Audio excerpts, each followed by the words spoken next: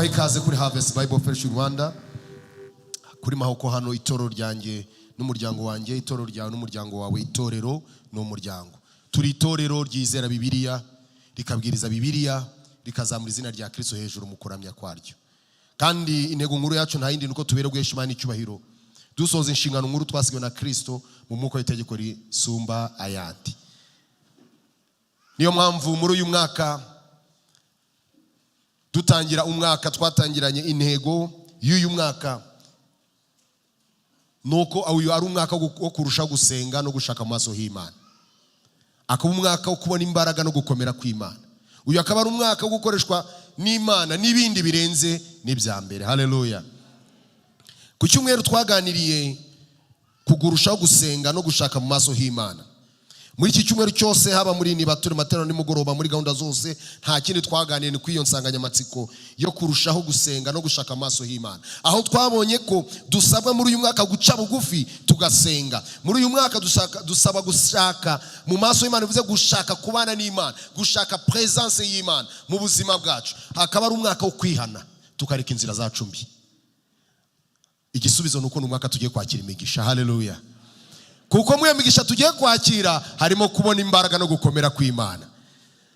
Icya kabiri aricyo turaza kuganira kigize insanganyamatsiko y'uyu mwaka nuko uyu n'umwaka wo kubona imbaraga no gukomera kw'Imana. Nicyo rero tugiye kuganiraho uyu munsi. Amagambo turaza gusoma turaza kuyasanga mu Kuva. Niho turaza kwibanda tuganira ku mbaraga no gukomera kw'Imana. Nibura umushyitsi ukaba wageza aha ikaze mu nzu y'Imana. Nta kindi hano dufite kitari ijambo ry'Imana. Nitubwiriza ibitekerezo byacu, ibyumvo byacu, ahubwo tuvuga ijambo ry'Imana kandi tutarigoritse.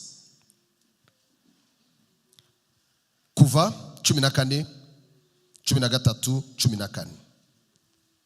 Igitabo cyo Kuva biroroshye, ni igitabo cya kabiri muri Bibiliya mu bitabo bitanu bya Mose.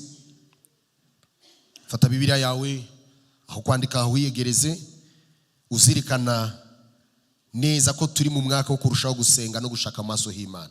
Umwaka wo kubona imbaraga no gukomera kw'Imana. Umwaka wo gukoreshwa n'Imana n'ibindi birenze n'ibyo yakoze mbere. Abisirayeli bari kuva muri Egiputa bageze ku nyanja itukura, bareba inyuma babona ingabo za Farawo zirabatuze zibamereye nabi. Niyo mpamvu ngiye guhera ku murongo wa 10 ngo wumve impamvu kibatatse. Farawo abatuze Abisirayeli bubura amaso babona abanyegiputa bahuriye inyuma yabo, baratinya cyane.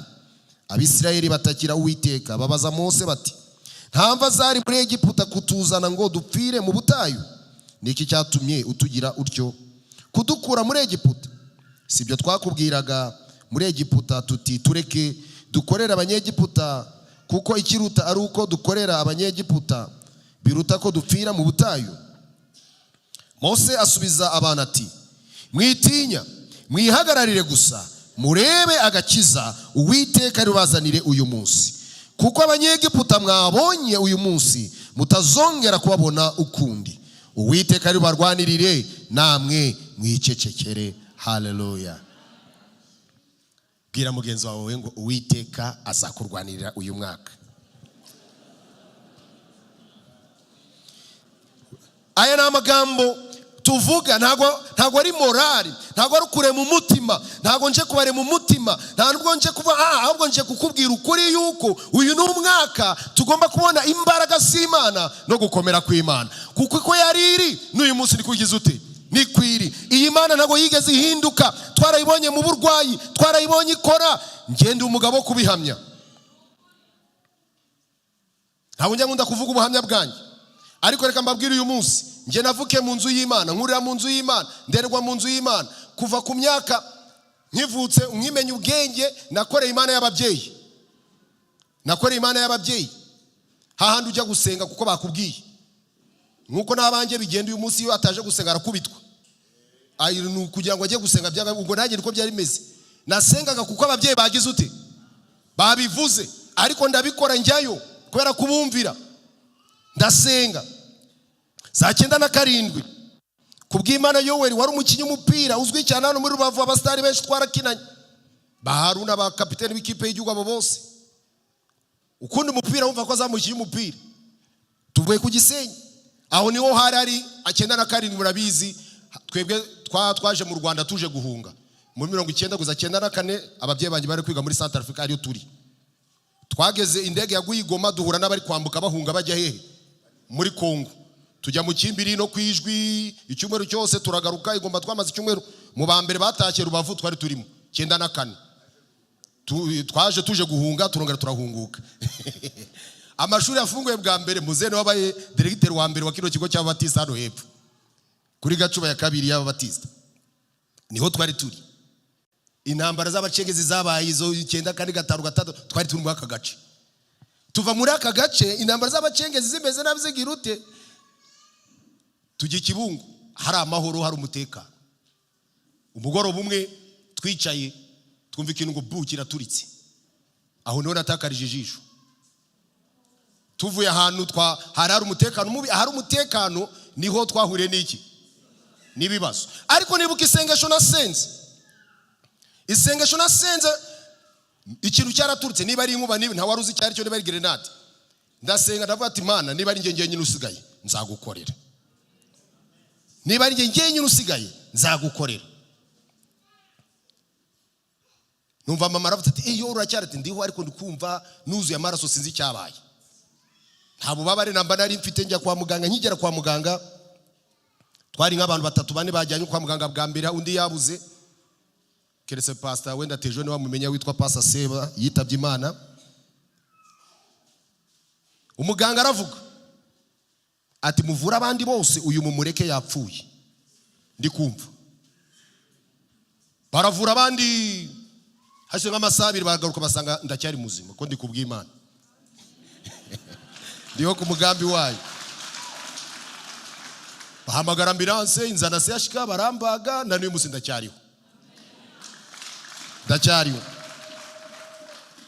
nagize depression y'umwaka umwe 98 wose nandi muri depression icyangaruye nukwibuka yandahiro narahiye ko nzakorera Imana subira mu murimo w'Imana bene data abantu nayoboye kuva 98 kugeza 2016 n'inkoni nazishyiragaho kuko none nakoreye Imana nk'uyishura numvaga ko ndi kuyishura warakererwaga ingumi imigeri nkayishyiramo ntago narebaga ngo urinde ko numvaga ko wagombye gukorera Imana uko ndi kuyumva nunyumvaga ndi mfite nk'ideni ry'Imana ngomba kuyishura 16 naje gusobanurwa yuko ntashobora kwishyura iki Imana ariho natangiye kuvuga none kuva Betel ukajya Betel kuva kuko mu nzu y'Imana ukabana n'iki n'Imana kuko naje gusanga ushobora no kuyoba ukagwa uri kuyanga gukorera Imana kandi waragize ute warayobye kuko uri gukora ukoresha imbaraga za n'ubwenge bwawe ushaka kwineza no kunezeza abantu icyo cyari cyiciro cya kabiri cy'ubuhamya bwanjye bwo gukora nishyura Imana nkaho nayishura nza gusobanura kuko bitagize ute bidashoboka kuva icyo gihe na n'uyu munsi ndacyari kwibaba ngo nigute ndeka Imana ikankoresha aho ngewe gukorera iki Imana ariyo mpamvu niba uri umwigishwa nyakuri nutagendana n'Imana ntago uzabaza gukorana nayo kuko Imana muzakorana ariko muri kumwe nicyo impamvu nshaka kubikubwira nuko hahandi tubona ko birangiye hahandi abantu bavuze ngo byarangiye abaganga bavuga ngo uyu byarangiye yapfuye Imana irakora niyo mpamvu uyu munsi ntabwo nje kukure mu mutima ngo nje kukubwira ukuri kuko ibi nabibonye mu buzima bwanjye kuva mvutse ntabwo nigeze mbona icyo Bibiliya yambwiye kidasohora mu buzima bwanjye Imana ibana natwe Imana irarinda mu makuba no mu byago ibana natwe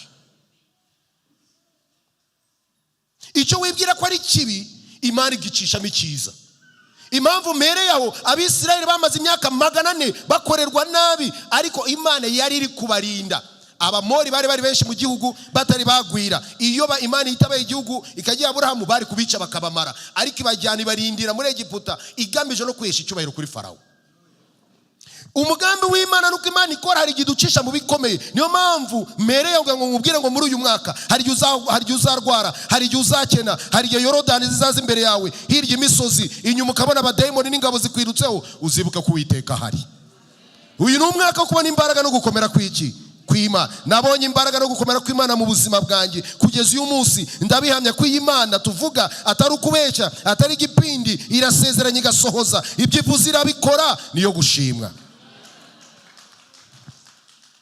Intego nkuru yacu nta yindi, ni intego y'umwaka turi kuvugaho. Kuyu ari umwaka wo kurusha gusenga no gushaka mu maso h'Imana. 2025 ari umwaka wo kubona imbaraga no gukomera kw'Imana, umwaka wo gukoreshwa n'Imana n'ibindi birenze n'ibya mbere. Turaza kwibanda ku gika cya kabiri rero kivuga umwaka wo kubona imbaraga no gukomera kw'Imana. Hari ibintu bine tugomba kwitega muri uyu mwaka mu gihe tubona imbaraga no gukomera kw'Imana. Icya mbere, Imana iradusaba kudatinya ibiriho n'ibizaza. Muri uyu mwaka mwene data, ntutinye ibiriho n'ibizaza. Ibiriho ni byinshi cyane. Abisiraheli bageze ku nyanja itukura, twumvishe context, bari bavuye muri Egiputa, ingabo za Faro zari zibakurikiye. None ku murongo wa 13 Mose arabasubiza ati, mwitinya, mwihagararire gusa. Bagize ubwoba, babonye ingabo za Farawo zihuruye bagira ubwoba. Bari abantu bagera muri za miliyoni, imbere n'inyanja, hirya no hino n'imisozi, inyuma n'ingabo z'iki za Farawo. Ese turahunga mu misozi, bafite amagare, baratwiruka badufate, ntago turambuka inyanja, nta n'amato yatwambutsa. Kuri bo babonaga birangiye, ariko Imana ibwira Mose ati, babwire bakomeze. Barakomeza gute? Nuko Imana ihari. Haleluya. Nuko Imana ihari. Hari igihe kigera ubuzima bukakugota, uburwayi bukaza, amadeni akiyongera, ibibazo bikavuka, aho ugoswe n'ibibazo. Uyu mwaka Imana kugira ngo witinya, wigira ubwoba. Ibibazo birahari, nibyo, ibigerageza birahari, uwabitsinze arahari nawe. Haleluya.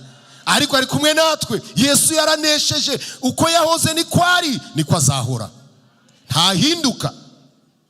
Niba wowe utari wabimenya, hano hari abagabo n'abagore n'abasore n'inkumi bo kubihamya yuko Imana itabeshya. Iravuga ngo witinya. Iri jambo ngo witinya riri muri Bibiliya inshuro zihwanye n'iminsi y'umwaka. Bivuga ngo umunsi ku wundi, umunota ku wundi, Imana ikuvuga ngo witinya, humura, ndi kumwe nawe, nzabana nawe, nzakurwanirira. Uyu mwaka abantu bazabona imbaraga z'Imana, abantu bazabona gukomera kw'Imana. Imana ikwabwira ngo mwere gutinya. Haleluya. Wigira ubwoba, witinya. Nibyo ibibazo birahari, ubuzima buragoye, ifaranga rirata agaciro rikiyongera, ubuzima ibiciro bikazamuka, ntibisubira hasi, ariko Yesu ari hejuru ya byose. Yesu aruta ibyo. Witinya. Ati imyaka iragiye, ndi umusore, nta kazi ngira. None ejo bundi numvise no mu kiganiro cya perezida bari kumubaza ngo kuki abasore basigaye batinya gushaka. Mwere gutinya gushaka, Imana irahari, niyo yubaka. Uwiteka tubatse, abubaka babubaka iki? Ubusa. Wigira ubwoba, nzabona umugabo. Abagabo barahari, n'ab'Imana, niyo yabaremye. Wigiri ubwoba. Uyu ni umwaka wo kubona imbaraga z'Imana, ariko ngo bishoboke turikubwira ngo ni umwaka wo kudatinya ibiriho, turi kubona n'ibizaza. Yewe reka nkubwire, hari ibyo uri kubona ubu bikaba ari nk'akantu kari kuramutswa. Ibizaza wenda bigoye kurushaho, no muri ibyo nibiza, ibyo bikomeye bindi bizaza, uzibuke ko ijambo ry'Imana rivuga ngo wigira ute? Witinya. Witinya. Ntabwo ari morali, si ukuguhumuriza, si ukukurema umutima, kuko niyo wakwiganyira, niyo wagira ubwoba, ntacyo wakwimarira wowe. Niyo mpamvu ikomeze ku rutare, ahandi ni umusenyi. Ikomeze kuri Kristo, ahandi ni umusenyi. Witinya, wigira ubwoba. Amagambo azavugwa, intambara, ibibazo, ubukene, uburwayi, ibyo nibiza. Ijambo rivuga ngo witinya, hagarara gusa. Zirikana ngo muri uyu mwaka ni umwaka turi kuburirwa ko tutagomba gutinya, kugira ngo tubone imbaraga z'Imana, kugira ngo Imana ikorere muri twe. Ntabwo Imana ikorana n'abanyabwoba, kuko ikinyuranyo cyo kutizera ni ugushidikanya. Gushidikanya bizana ubwoba. Imana yavuze ko izabana natwe, iri kumwe natwe. Witinya. Kabiri, ikizadushoboza ni uguhagarara tugategereza igihe cy'Imana. Witinya. Mosabye ngo mwitinya, mwihagararire gusa. Ariko tekereza, ingabo ziri kuza zifite amagare, zifite amafarasi, abandi nono ngo muhagarare, ngo uhagarare se bategereze urupfu. Hari umuntu agera akabona hepfo na ruguru byanze. Niyo mpamvu nakunze Paulo nawe yabivuze neza ngo mu ntege nke zanjye niho imbaraga zawe zuzurira. Haleluya. Akenshi arige twirwanira tugashaka kwicira inzira, ariko reka nkubwire igihe Imana ikora neza, ni cyagihe bavuze ngo byarangiye. ni cyane bavuze ngo nta butabazi bugize ute buhari. Icyo gihe bavuze gutyo kuko Imana igufiteho umugambi, nta hujya nta n'icyuba. Niyo mpamvu muri uyu mwaka tugomba guhagarara tugategereza igihe cy'Imana. Abahagaze, abatumbiriye Imana, abategereje gukora kw'Imana bazabona imbaraga z'Imana, bazabona gukomera kw'Imana. Kuko Imana twizeye irakomeye, ni Imana ikora, ni Imana ihindura amateka. Yambukije Abisirayeli inyanja, natwe muri uyu mwaka izatwambutsa inyanja y'ibibazo, izatwunyuza mu bigeragezo, kuko izajya iducira inzira aho abantu babona ko nta nzira zigize ute zihari. Ibyo bizashobokera abantu badafite ubwoba. Akabiri, bizashobokera abantu bategereza. Nejo mu masengesho nabigarutseho, ikigeragezo cya mbere abantu tugira ni ukutihangana. Tugira kwihuta mu buzima, tugira gushaka kwicira inzira. Imana ikakubwira nzagukorera iki, wowe ugashaka guhita ugikora. Ariko muri uyu mwaka abantu bagiye kwakira gukora kw'Imana no gukomera ni abantu badafite ubwoba, ni abantu bahagaze bategereje igihe cy'Imana. Si abantu bari gukora mu gihe bo biremeye, ni abantu bahagaze mu gihe cy'Imana. Ibaze kubwira abantu bakurikiwe n'ingabo za Egiputa zari zikomeye ku isi icyo gihe, ukababwira ngo muhagarare gusa. Muri iki cyumweru muri Amerika bahuye n'isanganya, umuriro utwika igice kinini cya Los Angeles. Ni agace kazwi cyane n'abasitari benshi niho baba. None utekereza umuriro ukuza, urukugurumana, urukugusanga, umuntu akabya ati oya mwere guhunga, mwe muhagarare gusa, ntacyo muragira ute, ntacyo muraba. Wamubwira ati wasaza. Ariko niko Imana iri kutubwira, cyagiye tubona bikomeye bigoye, reka naho turwe ngo hagarara, tegereza igihe cy'Imana. Si uguhagarara gusa ngo dutegereze gusa. Icya kabiri, icya gatatu ni ukwiringira agakiza k'Uwiteka. Agakiza bivuze gutabarwa, ni ukwiringira gutabarwa n'iki? N'Imana. Ntugire ubwoba, tegereza, wiringire ko Imana igiye kugira ute kugutabara. Si uguhagarara nta cyizere ufite, si uguhagarara nta byiringiro. Mose arababwira ati, Mose arabasubiza ati mwitinya, mwihagararire gusa, murebe agakiza Uwiteka ari guzute ari bazanira uyu munsi. Haleluya. Ijambo agakiza ni deliverance, ni ugutabarwa. Murebe uburyo Uwiteka ari batabare uyu munsi, uyu mwaka. Ndagira ngo nkwaturiho gutabarwa n'Imana. Cyagiye uzagera mu bikomeye, cyagiye uzagera mu burwayi, cyagiye uzagera aho ubona wihebye, abantu bavuze ngo byananiye, akira gutabarwa n'Imana. Imana izagutabare, Imana izagucira inzira, Imana izakujya imbere, ahataringaniye haringanize, Imana izakurwanirire. Yorodani, inyanja itukura, imisozi, ibirumbaraye, Imana izabigucishemo, kubera ko washiritse ubwoba ukayiringira, ugategeza gutabarwa nayo. Kwiringira Imana bituma tubona gukomera kwayo. Kwiringira Imana bituma tubona gutabarwa kw'Imana. Icya kane ni ukwiringira Uwiteka, we uturwanirira. Haleluya. Uwiteka uturwanirira. Kuri 14, Uwiteka rubarwanirire, namwe mugira ute? Namwe mugira ute? Mwicecekere. Uyu si umwaka wo kurwanisha amagambo, si umwaka wo kurwanisha tekinike zacu twize. Uyu ni umwaka wo gutumbira Imana ikaturwanirira. Uyu ni umwaka Imana igomba kwigaragaza, hakaba imirimo n'ibitangaza bigaragaza ko Imana iri muri twe, igendana natwe kandi ikorana natwe. Bizashobokera abantu bamaze kumenya ko batagomba gutinya, abantu bahagaze batumbira Imana, bategereje gukora kwayo, bayiringiye. Abo bantu Uwiteka azabarwanira muri uyu mwaka. Bya bindi ubona ngo ni intambara mu rugo, ngo ingo zarananiranye, ngo urushako rwanjye ruranze, uyu mwaka Uwiteka mu kukurwanirira. Wowe mwizere gusa, umwiringire, utegereze igihe, utuze, uceceke, were kwirwanirira. Kuko we iyo uvuze umunwa wawe utuma n'amenyo bayakura. Ariko bwira Imana, yibwire, kuko iyo uyibwira izakurwanirira. Mu makosa abantu tugira ni ikintu gikomeye cyane cyabaye hano ku nyanja, no kudahagarara ngo dutekereze tuve ngo ariko Imana iri kumwe natwe. Ibibazo biraza, ugahita ubona ikibazo, ariko ntubone igisubizo, yuko ikibazo cyose kizagiye igisubizo.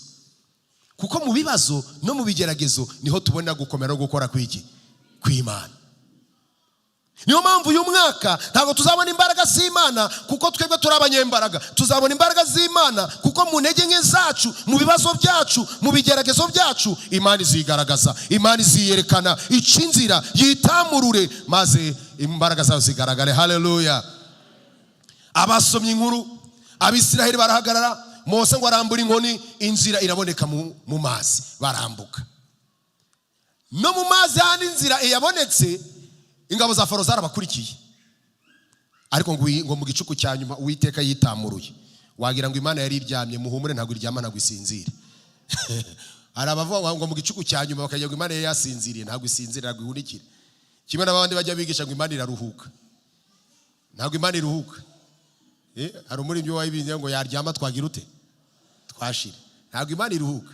Yesu yaravuze ngo na n'ubu data agira ute? Arakora. Ahubwo ijambo ry'ikigiriki rivuga kuruhuka na niryo rivuga kurangiza, niryo rivuga kurekeraho. Imana irangiza kurema. Ijambo ariryo rikoreshwa ku isabato bivuze ngo Imana yarangije kurema, yashoje umurimo wo kugira ute? Wo kurema. Ntabwo bivuze ngo Imana yararuhutse, kuko Imana ntabwo yari inaniwe, ntabwo inanirwa. Niyo mpamvu iyo Mana twiringiye itananirwa, itubereye maso. Haleluya. Niyo mpamvu muri uyu mwaka, muri rwa rugendo turimo, turi kujya mu ijuru, mu rugendo rw'ubuzima, tujya mu bucuruzi, tujya mu kazi, ku mashuri, ndagira ngo muri uyu mwaka aho hose uzahabone gukomera kw'Imana. Muri bya bibazo uzahura nabyo, bya bigeragezo uzahura nabyo, ntuzirwanirire, ntuzagire ubwoba, uzajya uhora wibuka ko Imana turi kumwe. Imana muri kumwe. Kandi ntabwo igihinduka, nibeshya, iyivuze irasohoza. Abisirayeli bambutse inyanja itukura mu buryo bw'ibitangaza, kuko bari kumwe n'Imana. Imana yarabarwaniriye, ingabo za Farawo izikunkumurira mu nyanja. Kubera ko yarabwiye Mose ngo nzanangira umutima wa Farawo ngo kugira ngo niheshe iki? Icyubahiro. Reka nkubwire muri uyu mwaka, nkuko twabivuze, no mwaka wo guca bugufi, ni wishyira hejuru, Imana izakugira nka Farawo, izagucisha bugufi, uzakurwa n'isoni. Ariko abicisha bugufi, abubaha Imana, bagasenga, ntibagira ubwoba, bakayiringira, bagategereza igihe cyabo, abo nibo Imana igiye kurwanira muri uyu mwaka. Imana igiye kukurwanirira. Abantu bagenzi bako byagenze gute? Nta kindi bazabona, bazavuga muntu afite Imana. Reka uyu mwaka bigaragare ko muri umuryango, mu rugo rwawe hari Imana. Imana ikurwanirire, igucira inzira mu kazi kuzakora muri uyu mwaka. Turatura umugisha muri ako kazi, kuko Imana iri kumwe nawe. Zirikana ibikomeye yuko nta bwoba, kuko hari gukomera no gukora kw'iki? Kw'Imana. Irakora, ntago yigeze hagarika gukora. Ibitangaza n'imirimo by'Imana bizagendana n'abizera. Ibimenyetso bizagendana n'abizera. Abo bizera ni nge nawe twicaye hano. Niyo mpamvu muri uyu mwaka tugomba kurushaho gusenga, tugashaka amaso y'Imana. Muri uyu mwaka ni umwaka tugomba kubona imbaraga z'Imana zigaragara mu buzima bwacu bwa buri munsi, gukomera kwayo kukagaragara, maze Imana ikadukoresha n'ibindi bihambaye. Haleluya. Ariko zirikana ngo tugomba kudatinya, tugategereza Imana twihanganye, tukayiringira, ubundi ikaturwanirira. Haleluya. Abiteguye kwakira kurwanirwa n'Imana ni bandi? Ni ibintu byoroshye cyane. Ntabwo Imana izakurwanira wowe uri kurwana. Ntabwo Imana izakurwanira wowe uri kwicira iki?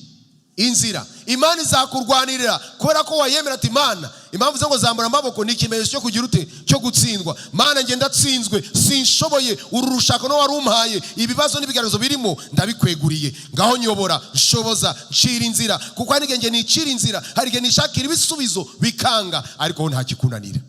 Ushobora byose, rero nyereka inzira, ncira inzira. Nkuko warwaniye Abisiraheli warabikoze, nanjye bikore mu buzima bwanjye, uzakira gukora kw'Imana.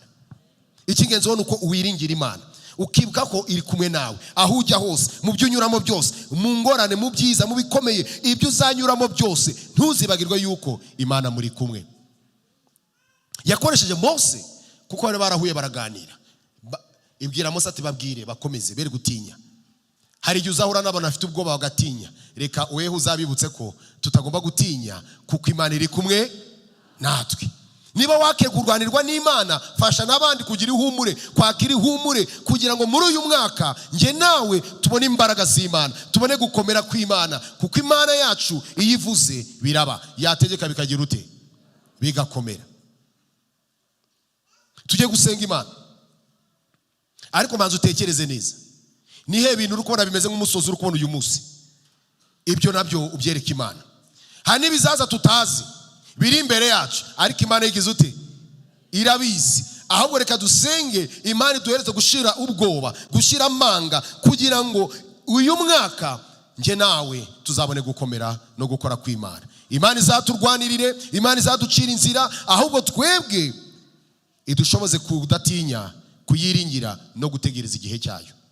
Wigira amashyushyu, wikwicira inzira, tegereza igihe cy'iki.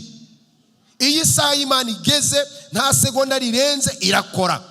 Wishaka gukora rero mbere yayo, umere nka Aburahamu, Imana be nzagura urubyaro, maze umugore ambye ati turashaje tugeze mu zabukuru, reka umuja cara ku ruhande ujye kumuja.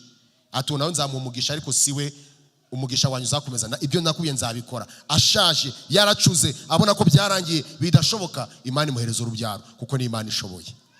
Nta kinanira Imana twizera, ni Imana igaragara mu buzima no mu mibereho yacu ya buri munsi. Njyewe narayibonye, ariko nawe uri umuhamya w'uko wayibonye. Hahandi abantu bavuga ngo byarangiye, ariko Imana ivuga ngo hoya, ahubwo biratangiye. Reka handi abantu bagukuye amaboko, abantu bavuga ngo uyu yapfuye, abantu bavuga ngo uyu ntacyo azigezaho, abantu bavuga ngo uyu ntacyo azimarira. Ibuka ko Imana ari ikuzi, ibuka ko Imana igufite mu biganza, uyizere izakurwanirira.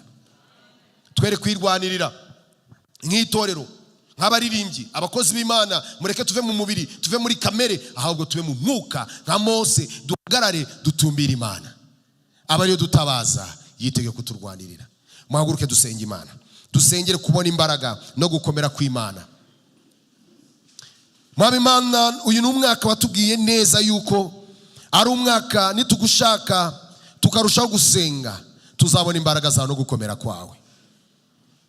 Hari ibiriho ubu, hari n'ibizaza bidutera ubwoba nk'Abisiraheli, tukabona inyanja y'ibibazo tugatitira, tukagira ubwoba, ariko turasenze Mwami ngo utumare ubwoba.